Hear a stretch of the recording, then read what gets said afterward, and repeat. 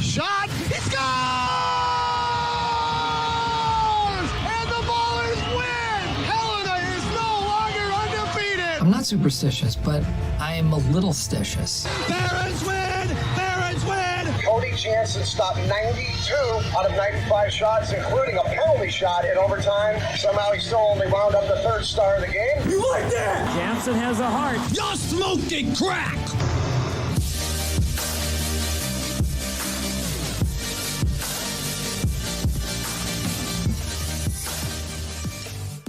It's game day for the Oilers.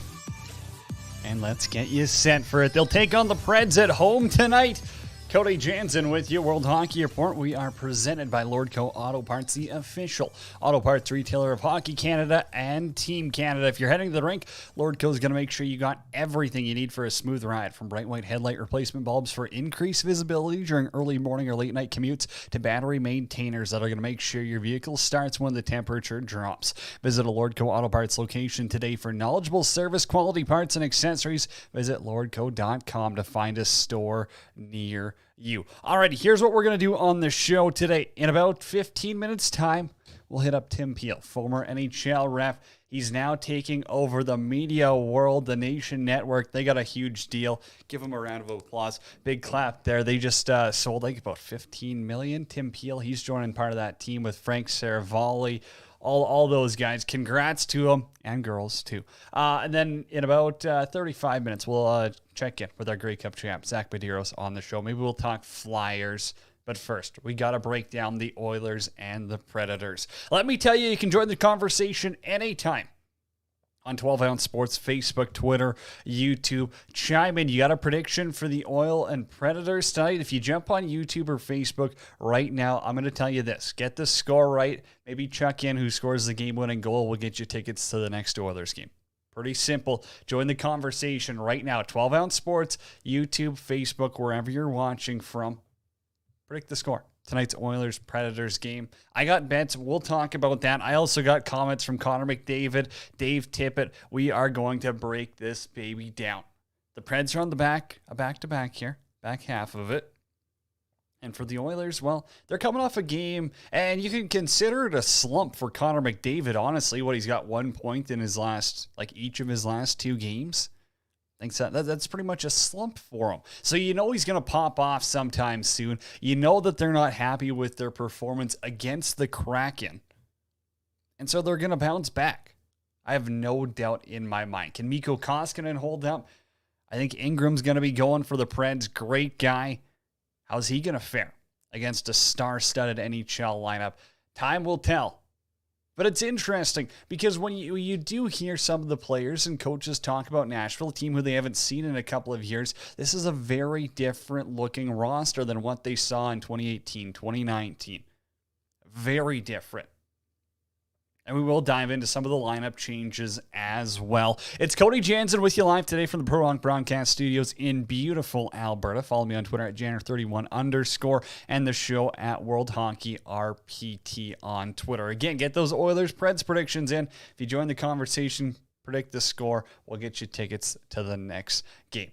Everyone knows my favorite hockey tournament of the year, less than 2 months away. It's the Spangler Cup. All the great people at Sports Travel Tours, they want you to experience it as well. Check out all the packages at sportstraveltours.com. Oilers, Predators, that's tonight at Rogers Place. It's a beautiful Wednesday night here as well. It's fall. We got the plaid rocking. Make sure you're wearing a poppy too. I don't know if you guys can see that now.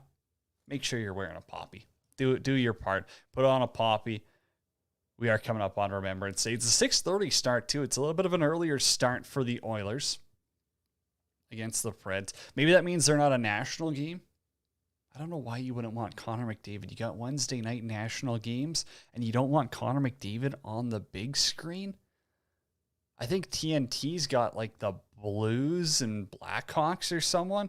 I'll check the schedule. I don't exactly remember who the national game on TNT is. Maybe it's Blues and Kings. Blues and Kings. That's going to be the TNT game tonight. Ugh. Would way rather watch Connor McDavid. And here is McDavid talking about Nashville earlier today in the press conference. Yeah, I think there's just a little bit more, diving into what they've been up to. I think, Nashville's a team we haven't seen in a long time, and they've kind of done a full overhaul since we last played them. So, it's almost a brand new team for us. So, it's exciting. It's fun to play some different teams. But they're a good team. They're on a bit of a roll here, and it's a good test for us. So you wonder how much, obviously, they're going to break down video from last night's game against Calgary where there was a lot of back and forth. Saros obviously was the reason they won that game. I don't think anyone's denying that. But there's also part of me that thinks, did Nashville burn themselves out by beating a very strong Calgary Flames team? How are they going to fare on the second half of a back-to-back? They're not a deep team. This isn't the 2017 Nashville Predators anymore. They don't have that depth. And again, after a weird season last year where you're not playing that many back-to-backs, it's a shortened season. Could be a little bit of a test. I know it's not a far trip up from Calgary to Edmonton, but everyone's been in that position where the second game it's going to be hard to win. I can't imagine they go back to Saros in this one. And the Oilers, again, if you get a solid performance out of Koskinen, where I don't really have any reason to doubt that, it doesn't seem like they're getting Smith back. I think they said maybe he'll be available Friday against the Rangers. He is skating. Dave Tippett talked about in the press conference, but he also talked about Nashville as well. I guess Matt Benning's on the team. He was, it's a young right-handed defenseman that they got rid of, but he really didn't fit the mold of this team. And Dave Tippett did talk about Nashville, the type of team, so we'll get to that. We just talked about it a little bit and just went through their lineup, and it's when you haven't seen players, I mean, you know the names, but you haven't seen players. They've got some young players on their team that are good players, so we went through their whole team, understand how they play and where they are. But that being said, we won Monday night, which is always good to win, but there's some areas of our game that I think can really be better. So we're really focusing on making sure we're ready to start the game. They're a team that played last night, but if you play loose, they're going to bite you. They got some skill, so we'll hopefully play accordingly. Dave Tippett right there talking about the Nashville Predators, Oilers, Preds. That's coming up here, 6:30 tonight. We're just working on some stuff here, scheduling-wise, for Tim Peel. We're going to get him on the show here today. Just arranging a time for him. If you got a prediction, though, join the conversation. Let us know. Other games in the league tonight, St. Louis and LA. Where does LA stand? Are they even close to contenders? I know they're battling a lot of injuries, but for a Drew Doughty, who's kind of on the heels of, hey, I want this team to be a competitor, or I'm going to be mad and like he's not getting out of his contract. He's not leaving, so I don't really know what he's going to do. But this team is way past their prime, and the injuries hurt. But also, you don't have a star goaltender there. I'm sorry, Cal Peterson, he ain't it. He ain't the guy who's going to be taking them to the playoffs. Chicago, they got a tough task. They're at home against Carolina, the only undefeated team left in the NHL. 8-0, Freddie Anderson, third star of the month. Huge month for him. He's been phenomenal. And then you got Colorado taking on Columbus. Taking a look, though, the Oilers roster changes. Mike Smith not going to play tonight. Dave Tippett said he's hopeful he'll be an option for Friday. And on that fourth line, Perlini. He's going to slot in for Tyler Benson. I'm interested to know Oilers fans' thoughts on this. You've got a product who you've taken up and down the system, who you've really set up to crack into the lineup, and now you've got a guy like Perlini there who we all know he can be a fourth liner in the NHL. We all know that. Is he worth replacing Benson? Is it worth, stopping Benson's development by putting him in the stands to have Perlini in? Are you in win now mode, or are you in develop some player mode? I think win now mode has to come closer to playoff time, where that's when you can sit some of your players who aren't going to cut it in the press box. Regular season, you kind of feel bad for him. You kind of want to see him get the chance. I know it's the NHL. I know it's competitive. I know it's not something that's easy to just, flip-flop. I don't know. I'm interested. Again, I'm not an NHL coach. I'm not Dave Tippett. I'm not making these decisions. But Perlini comes in tonight for Benson, and on the back end, Russell comes in for Cuckoo. I think those two are just going to swamp out all season long unless one of them really takes a step ahead. I don't see anything changing. Hey, we had some hockey news last night. It's really taking off today. It's disappointing, and I would be remiss if I didn't mention it on the show. It is it's sickening, to be frank. And it's former Quebec Major Junior League forward for Victoria, Nicholas Stagel. He was charged with sexual assault this summer and distributing photos, I do believe. He's signed with HC Rulov Odor of the Ukrainian Hockey League. Same league that's governed by the IIHF, obviously, and the one that failed to punish Andrei Deniskin for his racist actions towards Jalen Smerk. This league, this reputable league that they allow in the Champions Hockey League, that they allow to compete in the Continental Cup with the best teams in Europe, some of the best run teams, leagues in Europe. This league is just making a mockery of the game, and IIHF is sitting there twiddling their thumbs, not giving a shit. They don't give a damn about anything that goes on. They're just going to be like, well, we can't do it. We can't step in. You govern this league. You approve this league. If you're going to stand by these actions, that's pathetic.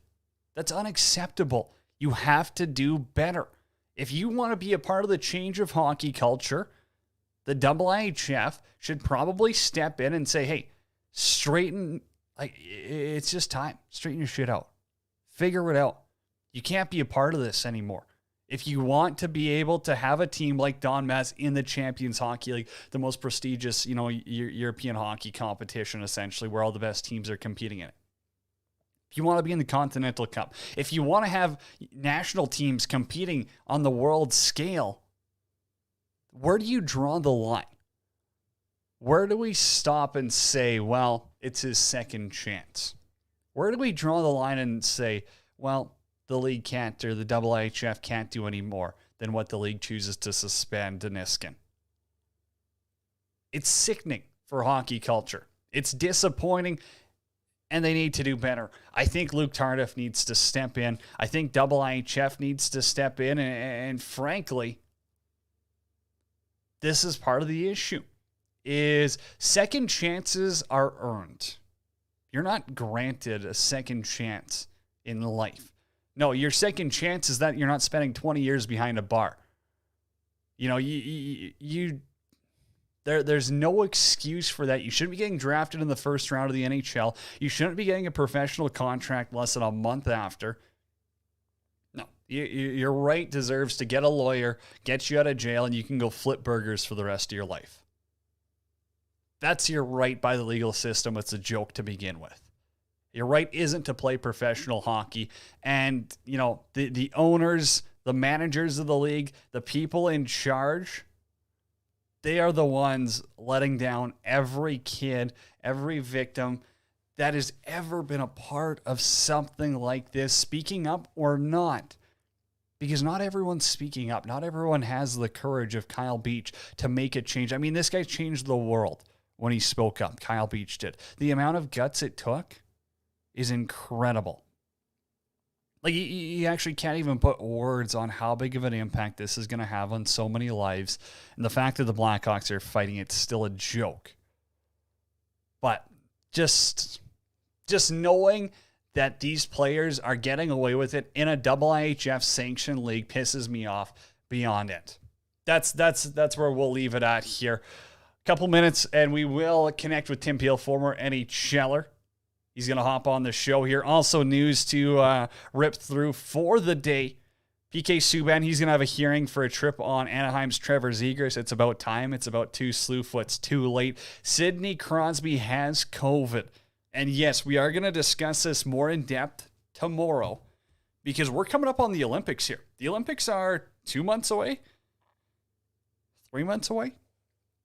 Are we going to risk having stars getting COVID? How long do you have to sit them out before the Olympics? Because you can't have these guys playing in the NHL if they're going to be, running the risk of COVID and then having them compete for the Olympics. Where are we going to draw the line? What's the change that's going to be happening?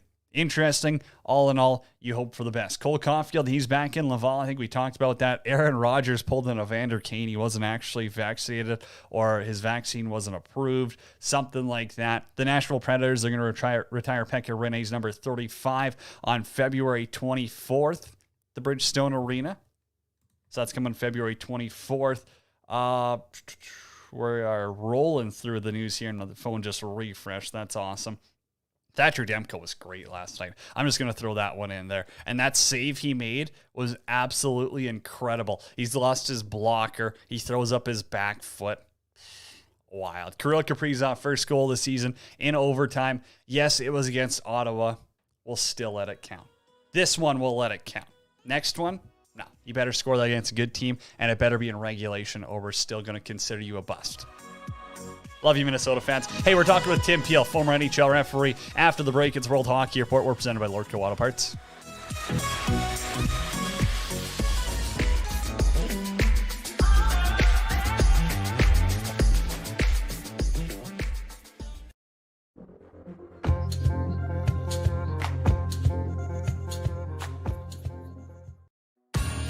World Hockey Report is partnering with Sports Travel Tours to bring you some incredible trips to watch hockey around the world. Sports Travel Tours has been creating hockey trips and tours since 1998. They've sent customers to the Winter Olympics, World Championships, every team in the NHL, as well as the KHL in Russia. And now, for the first time, they've been appointed official tour supplier to the Spengler Cup in Switzerland. As you all know, the Spengler Cup is the world's oldest invitational hockey tournament, set in the stunning mountains of Davos. It's also the best way to spend the time in between Christmas and New Year's. So, cheer on Team Canada in Davos this year with Sports Travel Tours exclusive packages. For information and to book, go to sportstraveltours.com. That's sportstraveltours.com and sign up to get exclusive discounts and trip priority. NFL fans hungry for a big win this week? DraftKings Sportsbook, an official sports betting partner of the NFL, has you covered. New customers can bet just $5 on any NFL team to win their game, and if they do, you win $200 in free bets. Winner, winner, chicken dinner. It's that simple. If Sportsbook isn't available in your state yet, DraftKings won't leave you empty-handed. Everyone can play for huge cash prizes all season long with DraftKings Daily Fantasy Sports Contest. DraftKings is giving all new customers a free shot at millions of dollars $500 in total prizes with their first deposit. Download the DraftKings Sportsbook app now. Use promo code THPN. Bet just $5 on any NFL team to win their game and win $200 in free bets. If they win, you win with promo code THPN this week at DraftKings Sportsbook, an official sports betting partner of the NFL. Must be 21 years or older in New Jersey, Indiana, or Pennsylvania only. New customers only. Minimum $5 deposit and $1 wager, one per customer. Restrictions apply. See DraftKings.com/sportsbook for details. Gambling problem? Call 1-800-GAMBLER.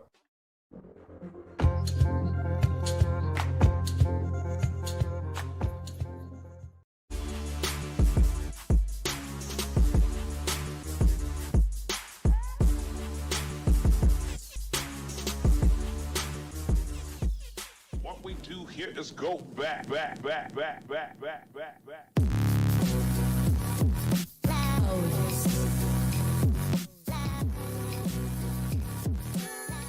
It's an Oilers game day, 6:30. Oilers Predators down at Rogers Place. If you got a prediction, join the conversation right now on 12 Ounce Sports, Facebook, Twitter, YouTube, wherever you are watching from.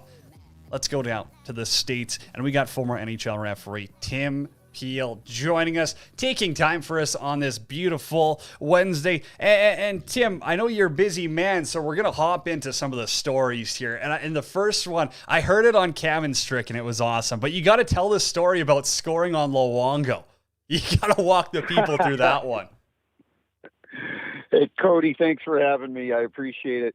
Yeah, that was an unbelievable moment. Bortuzzo shot the puck in, and I was in a good position in the corner. Usually the defensemen, they rim it around the boards or they shoot it on the net. They really don't shoot it towards the end boards. And I saw it coming and I couldn't duck because it was at waist level.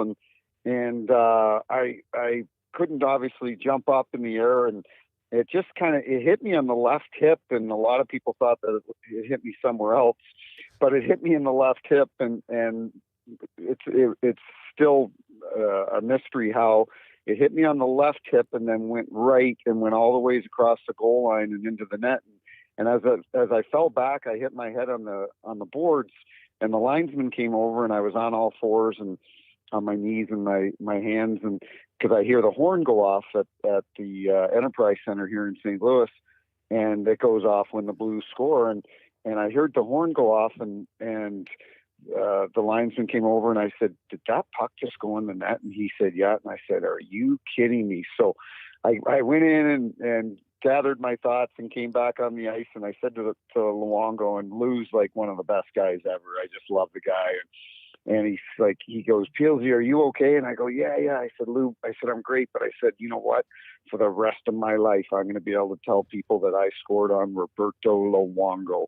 And he started laughing. So what's funny, to finish the story up, is 3 nights later, I'm in Chicago, and Florida's in Chicago, and he's not starting that night. They were going to start Reimer. And Lou comes right up to me as we're skating around, and he goes, "Peelsy." I go, "Hey, Lou, how are you?" He goes, "They won't even start me now when you're refereeing our games because they're afraid you'll score on me." And we laughed. It was unbelievable. Gretzky texted me that night. He goes, "You only need 714 goals more to catch Hully," he said. That's hilarious. I'm glad they're able to joke around about that, though, right? Like that, there'd be nothing worse than if you took actual heat for something. You're like, "Guys, you actually think I did that on purpose? Like, give me a break." But that's one of the funniest videos. I can watch that video on repeat for hours. It's great. Hey, Tim, I also heard you do a recent radio hit talking about the Oilers. And up here in Alberta, Connor McDavid, it's always conversation. Why doesn't he draw more penalties? Well, who better to ask than you? Do you have a reasoning? Because in my mind, I feel like maybe he doesn't sell it as much as other players. And he's also so good on his feet where he doesn't go for these big tumbles. Like, he's getting up right away. Is that just my opinion? Or why do you think Connor McDavid draws, a third of the penalties that Jesse Puljujarvi does? Well, and it's amazing, Cody. He is 135th on the list right now out of all players that have drawn penalties in the league, and it just doesn't make any sense to me. I looked at 4 clips this morning, and 3 of them are tripping penalties. And part of it is he's the best skater I've ever seen in my my career and growing up. And part of it is he's going so fast that I don't think it takes much to knock him off balance. But he is such a tremendous skater that he's able to gain his balance and stay up. But you know what? I think we need to start concentrating a little bit more on him. You know, I know in the playoffs they were upset, the Oilers, with, you know, he didn't draw one penalty in the playoffs last year. And I think that and I'm sure Kenny Holland, you know, Kenny Holland's one of the best GMs in the league and one of the most respected. And I'm sure he's had discussions with Stephen Walken, the director of officiating. He's probably shown Stephen these clips and said, hey, you know, are these penalties? And if so, why aren't they being called on the best player in the league? So it's a very valid point. So when you look at some of those penalties that do and don't get called, one of my favorite parts, and now being in that coaching world, is seeing some of the animated people on the bench. And I know Dave Tippett can get a little red once in a while, but when you were reffing, was there any coach who you were just like, and you don't need to call them out exactly for what they said or anything, but was there any coach where you just knew like, hey, this game, I know I'm going to get it from them every time we're playing? You know what? No, like a lot of our guys had problems with certain coaches and so on, but I took it almost as a badge of honor to get along with the coaches.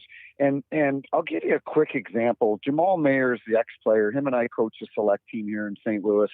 And we were at a game a couple of weeks ago, and it was a big game for our team. And all of a sudden, I caught myself yelling at the refs. And, you know, Jamal and I joked about it after, and I'm like, I can't do that. Like, geez, I can't yell at the refs. But I understand, you know, I play men's league hockey and you yell at the refs. I understand why people yell at the refs.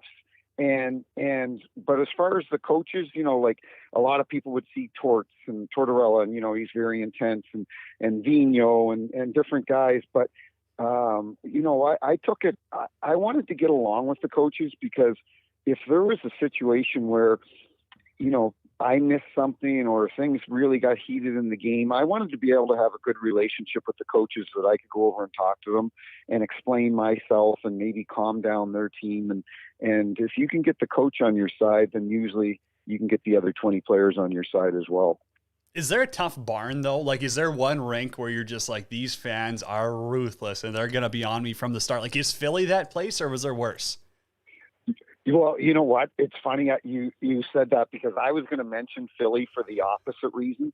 When I would go there, I would love, because, you know, we know, you know, the Eagles fans, you know, threw snowballs at Santa Claus that one time, and they're known as ruthless fans, but I love them there. There was a guy, they call him the sign guy, and he's got a stack of signs. He's behind the visitors net. He's been there for 30, 40 years. And every time I'd come out, he put up a sign, refuse stock, and da-da-da-da-da. And so one night I'm having a couple of beers at a bar next to the rink and after the game, and he comes over and introduces himself. So we have a few beers together, and then the next game I'm there. And then for the rest of my career, it was like 10, 15 years ago, I'd skate out on the ice and he'd hold up a sign and would say, "Welcome back." And I always liked working in, like, for example, I didn't really like working in Atlanta. I wanted to work in cities where these fans were knowledgeable, you know, any of the Canadian cities, obviously, but Chicago and New York and these cities that are knowledgeable, because they know when we make a mistake and they get on us. But it never bothered me. You know, the old ref, you suck, when they would chant it, I'd kind of chuckle inside, and I enjoyed that. I liked that the fans would be passionate and get into the game. It created a better experience. Tim, I got two more for you. It's World Hockey Report presented by Lordco Auto Parts. Visit Lordco's in-store truck centers at select locations. And I dusted around at the minor levels of, I won't even call it professional hockey. It's low level in Europe. But as a ref, I always wanted to ask someone this, who's refed at a high level. Did you ever have to break up fights when your lines, you know, if you're running the lines for games, was there ever, you know, like fights when you're breaking into the league that you had to break up and you're like, this is the worst? Like, who were those guys when you were cutting your teeth in the reffing circuit or linesman circuit that you just didn't want to be around? Well, back when I was in the American Hockey League out of Fredericton, New Brunswick, they had a guy there by the name, they were Montreal's farm team, and his name is Jerry Fleming. And actually, I think he became the head coach of the Edmonton Oilers farm team in Bakersfield for a while. Jerry Fleming was about 6'5". And when I throw this name at you, you'll recognize it. Link Gates. Link Gates. Oh, yeah. Link, the missing link, right? And he played for the Cape Breton Oilers. And these were two massive guys. Well, they had a huge rivalry in the American Hockey League. And I was breaking that, you know, I'm 5'10", 170 pounds. And they went toe-to-toe one night in Fredericton. So much so, Jerry Fleming kicked the crap out of Link Gates. And Jerry Fleming got called up to Montreal the next day to be their enforcer. So there were many times I used to referee in the old International Hockey League, and we'd have bench clearing brawls every night. And even though I was a ref, I had to get in there and break up guys. But I enjoyed it. It was fun, and you know, I loved that kind of hockey back in the day. It was fun. It was exciting. It would get your, you know, if you couldn't get pumped up for that, then there was something wrong with you. Well, I figured you liked it if you're still hanging out with guys like Janney and Myers and all those guys in St. Louis area. Hey, I got one more. Oh, what? Oh, Chaser's there too? Yeah. Well, I'm sure you know, like Darren Kimball, all those guys around there. What a place to be. Oh, yeah. Kimby's awesome. Good Saskatchewan guy. Yeah, exactly. Hey, how many Olympics did you ref in? Just one or how many? Just one. Yeah, the one in Russia. In Sochi. Usually our guys just in Sochi, that's right. Usually our guys just work one Olympics. Stephen Walken, the director of officiating for the NHL, he does a good job of trying to reward guys that have been in the league for a while and reward them with a Olympics. And I'm hoping that you know, we have the Olympics this year so that our guys can experience that, because for a kid from a town of 1,500 people in Hampton, New Brunswick, you know, when I was in Russia, I was like, this is, you know, we had 2 channels on our TV in New Brunswick growing up, and to be able to be associated with the Olympics and have that as a memory, you know, it was just an honor and humbling, to be honest with you. Peelsy. So I just got a text on the text line from Tyler here. Shout out to him. Jerry Fleming coached the Oilers farm system from 2010 to 2018. So there you go. You were right. You hit the nail on the head with that one. He was in OKC and Bakersfield. But I want to ask about the Olympics, though, because it is an Olympic year, and from a reffing perspective, I think it's got to be weird, isn't it? Like, am I off to say that how you ref a game in IIHF and NHL is a lot more drastic than players make it out to seem? Like, you can't just flip a switch and be like, okay, I've got to call it a lot more strict. Or is it that easy for someone who's been doing it as long as you were? No, you know what? Our standard is very similar to what it is in Europe. The only difference is, and we see it at the World Juniors, you know, the officiating obviously is getting a lot better in Europe than it used to be a few years ago. You know, we have a linesman from the Czech Republic, Libor Suhanek, that is linesman now in the NHL and works playoffs. He's a great linesman. But we would always see, you know, those penalties in the World Juniors and that you know, were they really penalties? But I think that the NHL and the IIHF has done a good job of trying to bridge that gap and applying the same standard. You know, when I went to Russia, we had the same standard that we had in the NHL. The players didn't have to adjust. They knew what the standard was going to be. And the only difference, obviously, is, you know, well, back then it was a bigger ice surface, but now even the ice surfaces are the same. So the standard is pretty much the same, and the players know what to expect when they get over there. Well, that's interesting. That's an awesome perspective. And we'll leave it at that. Tim Peel, thank you so much. I appreciate you taking the time here. We'll connect down the road. But again, you know, best of luck with all your media ventures. You're in with some good groups there. And I know you got your own radio show on a Tuesday now with Strick. So that's got to be a load of fun. Yeah, it's great. Strick and I and Jamal Mayers, we started a few weeks ago, and we called it Hot Mike after my incident. Thought we'd have some fun with it. And you guys have me on anytime. I really appreciate you reaching out, and good luck going forward, and hopefully we can talk soon. Pilsy, take care. Thank you again for everything. Okay. Thanks, Cody. Former NHL ref Tim Peel right there joining us on World Hockey Report. That's a fun conversation. We knew that, you know, just seeing a guy like that, and we will dive into the incident and that stuff too. But again, you've heard about that. He's talked about that. He spoke about it. We don't need to beat a dead horse. We want the good stories. We want to hear about Sign Guy in Philly. We want to hear about scoring on Luongo and he's got Gretz texting him the next day. Oh man, I guarantee you that's a fun guy to grab a beer with. or a Cocoa Vodka. Shout out to them. I'm still rocking the shirt, the Cocoa Vodka shirt. I know, sometimes you part ways and move on, but Cocoa Vodka is absolutely legit. Don't forget about those guys, Av and Mark. They are top notch. Cody Jansen, World Hockey Report. Let us know. Join the conversation. You got a prediction for the Oilers and Predators tonight? I got my bets in. I'll run through them at the end of the show. We won't spoil them yet.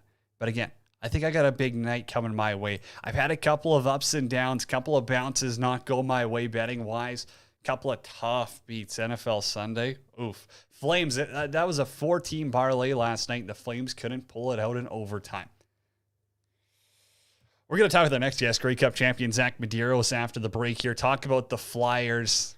They kind of struggled with the Yotes. I mean, Vejmelka, everyone was talking about his performance. I didn't really walk through it that much or watch too much of it, but he only had like one more save than Carter Hart at the end of the second period. So maybe he was making incredible saves and Hart had the easy night. But again, the Flyers look to be buzzing. They beat the Oilers.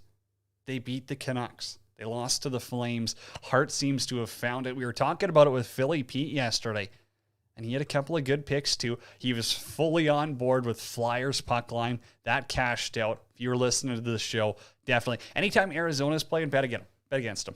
Whoever they're playing against, just give the other team the puck line automatically. You're likely going to cash out. I think it could be a record year for that. For Arizona, they could be one of the worst teams in NHL history.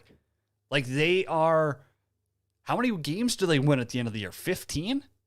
Maybe? This is old-time San Jose Sharks, what they're looking like. I don't like it. It's ugly. It's ugly. But if you're a bettor, get on that train and get against them. That's all I'll say. Alrighty, we are going to talk with Zach Medeiros after the break. Huge thanks to Tim Peel for hopping on. We got more Oilers Predators previews to get to, and we'll break down the slate of games tonight. It's Cody Jansen live with you from the Pro Rock Broadcast Studios in beautiful Alberta. Follow me on Twitter at Janner31 _ on the show at World Hockey RPT. We're presented by Lordco Auto Parts, the official auto parts retailer of Hockey Canada and Team Canada, and we're going to be back after the commercial break.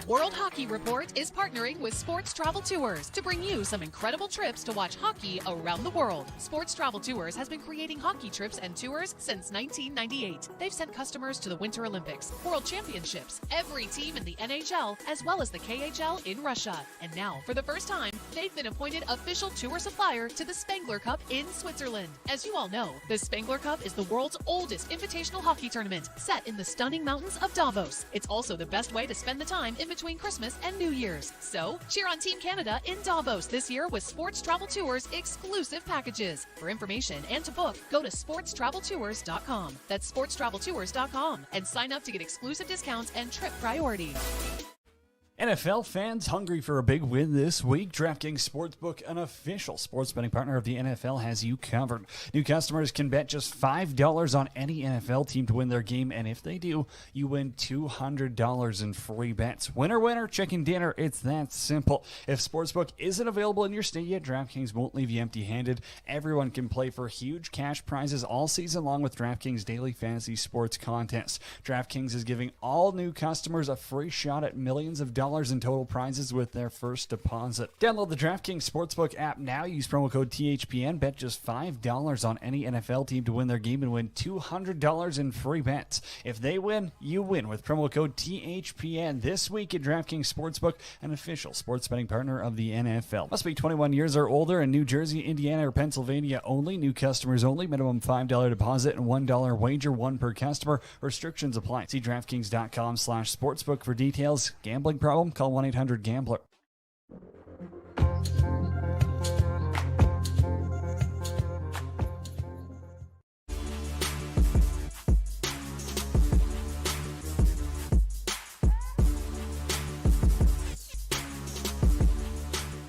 What we do here is go back. Oh, yes.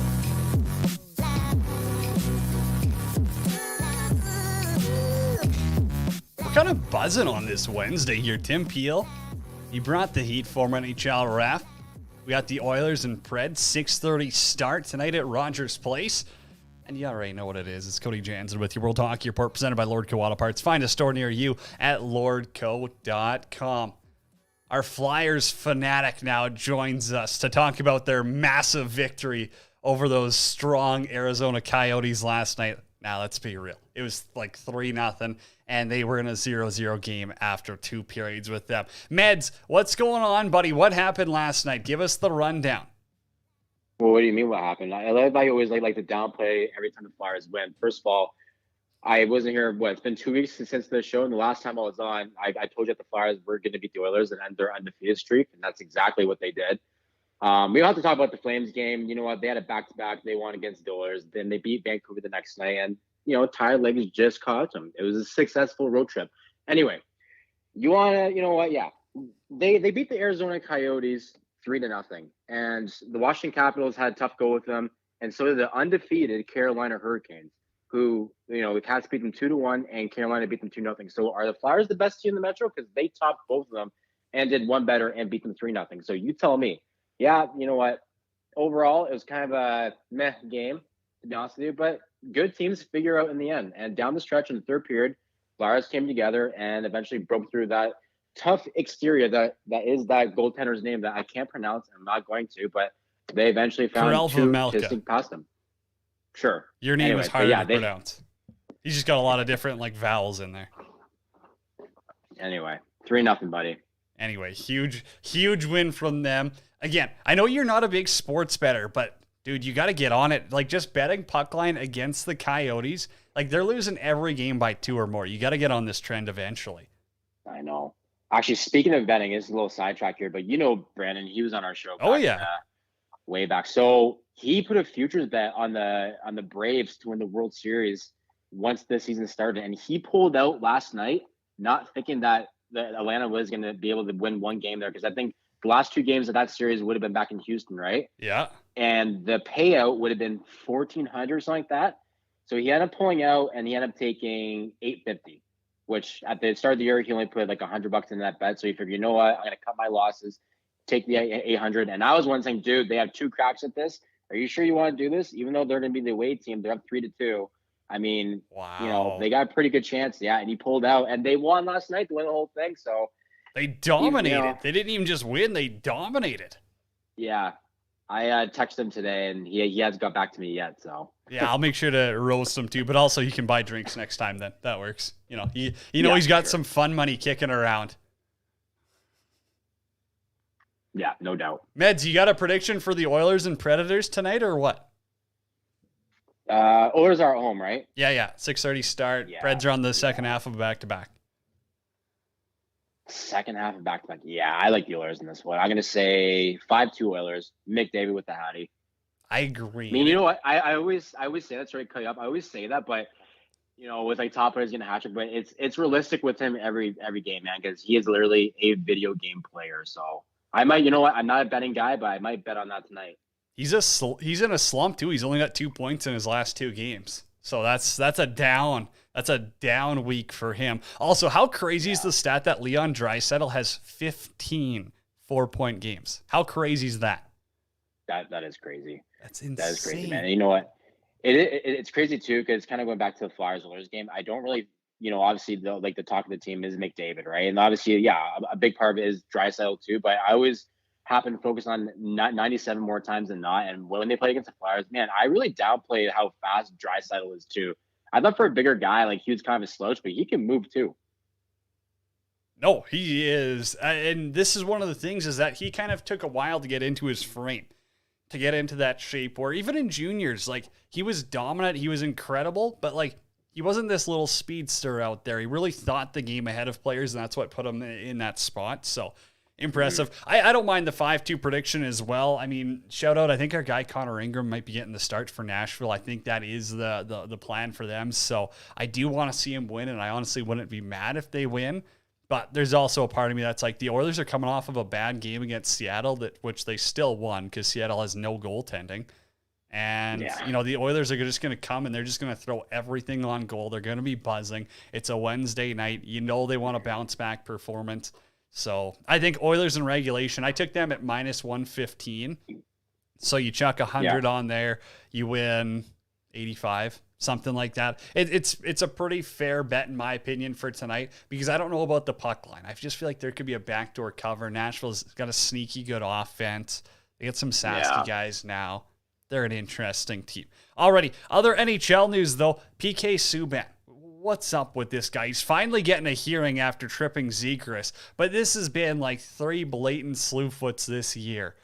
What does the NHL do with them, Zach? You got to sit him out, man. Yeah, I know exactly what you're talking about. He's, I don't know, man. The past few years, listen, we can talk about his lackluster production over the past few years. Arguably, he is on a bad team, but still, he's not the PK that he was 10 years ago. I think that's safe to say now, and that whole trade with him and Shea Weber, I think, at the end of the day, Shea Weber has won that trade, no doubt. And in terms of the slew foot, man, you got to sit him out. I mean, Gary Bettman, you have to set the premise here. You're going to suspend Tom Wilson. I get it. He's a repeat offender. But PK is kind of following the trend here. I mean, I would give him 20 games to kind of get the message across and say, hey, that's unacceptable. 20 games is a little excessive here. Like, I'm talking like we need like 3 or 4 at least for the first one to be like, hey, that's a dangerous play. Like, if you do that in minor hockey, if you do that in junior hockey, it's an automatic match penalty. And that's automatically 3 or 4 games. So the fact that he's getting away with it with tripping penalties and with minors, that's outrageous to me. Is like, we actually have to put a legit stand here, or someone's going to get their skull cracked open from falling backwards. Well, exactly. You just said it, though. I mean, if that happened one time, if it was a one and done thing, it's like, okay, you know what? Then I agree with you. It's a 1 or 2 game thing, but he's gotten away with it a few times now. And like you said, you don't know what the consequences could be, man. I've seen guys who suffered horrible injuries from far less than that. I mean, a slew foot's no joke, man. We've seen guys, with bad knee injuries, ankle injuries, shoulder, whatever you want to call it. But yeah, I think there has to be a consequence here. And yeah, maybe 20 games is a bit much, but maybe let's start there. Why not? It's He's bold. gonna think twice about doing it again. It's bold. That's why I should be the commissioner, man. There you go. I'll put the petition forward for you. Hey, also, we got some news from the New York Rangers camp here. They've loaned forward Vitaly Kravtsov to Tractor Chelyabinsk of the KHL. So he's not going to go to the American League, and I don't think he really had trade value. I think teams kind of saw like, hey, if he can't crack this Rangers forward group, which isn't that strong, let me tell you, I don't think that there was trade value for him. And what's the point of a team taking a risk on this guy who might have a reputation of being an attitude case? That's a little bit of an issue, if you ask me. Also, Scott Wedgwood ends up on waivers for New Jersey.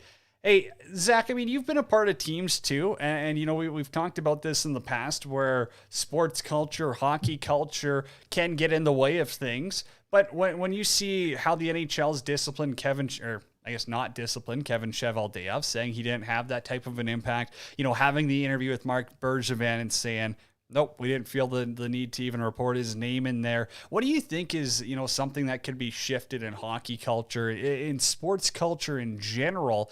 Is there something easy as maybe we just take investigations out of the league hands and say, well, we've got police that we all pay taxes to. We've got investigators that are paid to do that. Why aren't they doing the investigations? Is it as simple as that? Or am I off something? Is there something else that needs to be changed? They need to clean house just to, really shift the way that hockey and sports culture is gone. Man, I think honestly, any involvement, the fact that he still has his job is mind blowing to me. I don't care if it's like, he didn't have that much involvement from what I've heard. If there's some involvement. At the end of the day, any involvement is still involvement. And if he knew anything that was going on, he has no right to be the GM of the Winnipeg Jets. That's just plain and simple. He should be out of a job, just like Quenneville was, just like Stan Bowen was, as he stepped down as the Blackhawks GM. And at the end of the day, I don't think there's, anyone who's involved and who thinks it's the right thing to sweep it under the rug, only because you have a really good team and you might have a chance to win the Stanley Cup at the end of the year. That's not right. I mean, at the end of the day, there is a human factor here, and this guy is a victim of a horrible, horrible crime that he's going to have to deal with for the rest of his life. Anyone who's close with him they're also tied into that as well. Like the psychological damage that has been done to that young man. How old was he? Like 20 years old when that happened. is horrible. And you got to figure, if you're in those meeting rooms, and the fact that it's even a conversation to think, hey, you know what, we'll like deal with that at the end of the year. No, you need to deal with this immediately and get that guy out of here. And then you have to make an apology and a statement about what happened to the player, obviously publicly first, to the player and his family as well. So let's put this in the context of other sports too. Is, you know, it's an issue that goes beyond hockey. I can guarantee you that. And I'm not saying this is football, this is soccer, this is basketball, baseball. I'm not like singling out anything, Zach, but I want your opinion.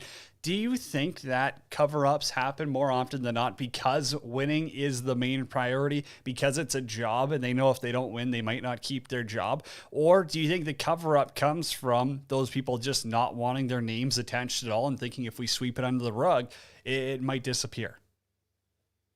I think it's a bit of both, right? And I think in the case of, like, you know, I'll just speak to Kyle Beach right now, is that, you know, people are always saying, oh, well, why didn't he speak out sooner? You know, it's been 10 years down the road. Well, put yourself in that young man's shoes. As we can guess, as a Canadian, it's every kid's dream growing up to make the NHL. And here he is at 19, 20 years old. This horrific act happened to him, and he didn't know what to do. He had no one to turn to because no one was willing to help him out and to speak out about it, right? And at the same time, he's, you know, first round pick. He's doing his best to make his dream come true in the NHL.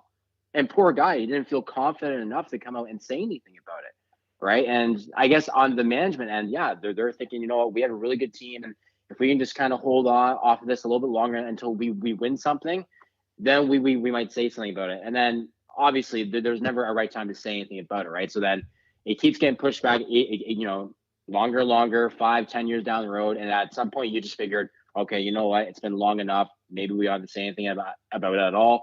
He hasn't said anything about it. Maybe it just, you know, it's done with, and he won't say anything. And he felt confident enough that, obviously, you know, a month ago, to finally say something about it. But yeah, that's kind of my mindset behind it, is that teams want to win so bad, and especially, and it helps more, obviously, we have a very good team to get the job done, that you're thinking, hey, you know what, it's not going to look good on us. It's kind of, it's going to derail like the season we've already had. And let's just do what we can to kind of keep this on the hush hush, and then we'll deal with it moving forward. Well said. I really got nothing out of that. You nailed that one perfectly. Back to some fun stuff, though. I don't know if you caught the interview with Peelsy before. Here we're talking with Tim Peel, former NHL. Do you know about Sign Guy in Philly? Like, is that a common guy that people know about? Like, he made it seem like, oh, you don't know Sign Guy? Like, no, I mean, he wasn't like that or anything, but he was like, man, he's like, there's this guy in Philly with signs behind the net, and he was just ragging on him the whole time. He met him one night for a beer, met him at a bar or something, and after that, he was just his biggest fan. Oh, man, I don't know. I always know there's always a fan at the game who always has a sign that says Claude Rains, which is true because he does reign. He's going to be the reigning MVP, but I always see that sign, though. It always says Claude Rains. So okay. I don't know if that's Sign Guy or if it's another Sign Guy. I have no clue. I'd assume he sits behind the net or somewhere where the refs can really see him. How nasty's Atkinson been, though? Like, what an addition for them. Even Voracek's been good in Columbus. I mean, let's not forget about him. He's doing good on a pretty pathetic team in Columbus. But, like, Atkinson looked good against Edmonton, man. Well, man, he's as advertised. And people forget, like, oh, we need it, why are we training Voracek for a guy like Atkinson? It's like, well, Flyers, I mean, most Flyers, again, you always say that I'm the only Flyers fan in Canada. So hopefully that there's some people in the U.S. tuning in here because they'll understand my pain, the Flyers, right? So Flyers have had way too many playmakers in the past, and I think they need to ship some out to get some goal scorers because arguably other than TK, he was probably really the only one. You know, he was on that 24-goal pace before COVID hit and through 56 games, whatever it was. And that's really all they had. And they had some guys who could chip in from time to time. But, you look at Giroux, you look at Coots, you look at guys like Scott Laughton, Kevin Hayes. Those guys are all pass-first mentality players. So we need a guy who's going to be more and more shoot-first. And now you're starting to see Joel Farabee from the campaign he had last year with 20 goals. He's more of a shoot-first guy. And then, it doesn't hurt adding in another guy like that already. And, I'm never going to complain about a guy. 6 goals in 7 games came as advertised, and he's lighting the lamp so far. What do you think about Carter Hart? Is there any chance that he makes the Canadian Olympic team this year? Carter Hart, sorry? Yeah. I think, man, listen, I want to be a homer here, and I think he's gone up to a pretty good start. Even that Flames game, I thought it could have been like a 9-0 game, and he's the one who kind of buckled down and made sure that didn't happen because no one played well that night. I don't know, man. There's a lot of good goalies right now. Maybe he can slide in as the alternate or third guy. But man, you're also looking at guys like Marc-Andre Fleury. You're looking at, Carey Price whenever he comes back. But I know he hasn't played yet, but is he going to be in that conversation? I don't know, right? Jordan Binnington, no one really talks about him. Like, I would still probably put him ahead of Carter Hart. Darcy Kemper could be a sleeper pick. I don't know how you feel about that. But there's a lot of good guys out there right now. As much as I'd love Carter to be in that conversation, I think we got to get into another month or two or so to kind of see where he's at, because it's been too small of a sample size. But as long as he keeps up his caliber of play, I think he might have a shot for that third guy. I think that's fair. I think that's a reasonable one. Now, we got to talk football because the Chicago Bears are awesome. Aaron Rodgers is a fraud. He's trying to be an Evander Kane. And I think the integrity thing to do for the NFL is just kick the Green Bay Packers out of the league. Just get rid of them for a couple of years. Maybe let the Bears win 1 or 2 against them. But what's up with your Steelers? Like, hey, you can't just beat the Browns like that and pretend you're good again. Are they back, or is it just pretenders? What do you mean pretend we're good? We played more than half the game without a kicker. What are you talking about?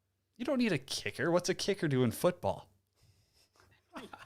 It's not when you're going up against one of the top defenses in the NFL. You're going to kind of need a kicker in a game like that, especially in a showdown like the AFC North there.